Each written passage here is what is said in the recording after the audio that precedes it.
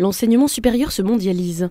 Pour la période des années 2000 à 2010, le nombre d'étudiants dans le monde a même doublé.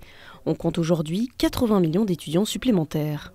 Dans le cadre des travaux sur la France dans 10 ans, France Stratégie a mobilisé des experts internationaux et des représentants d'institutions comme l'OCDE ou l'Association internationale des universités pour débattre des perspectives de l'enseignement supérieur français à l'international. La question qui se pose à l'heure actuelle, c'est dans le cadre de la stratégie nationale de l'enseignement supérieur, qui est en cours d'élaboration, où veut-on aller ?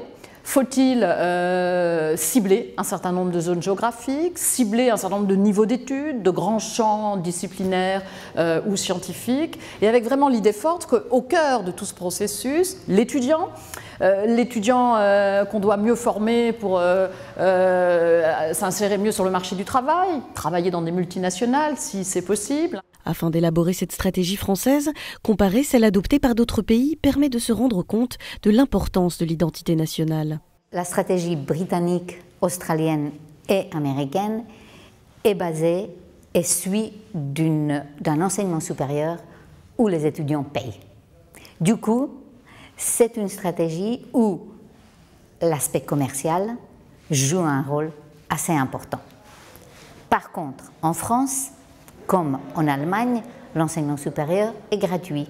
Donc, le modèle de la stratégie pour l'internationalisation devrait partir de ce point et se baser sur une logique différente, une logique de collaboration, de se positionner dans le monde, de faire prévaloir la qualité de son enseignement et non pas dans une logique commerciale.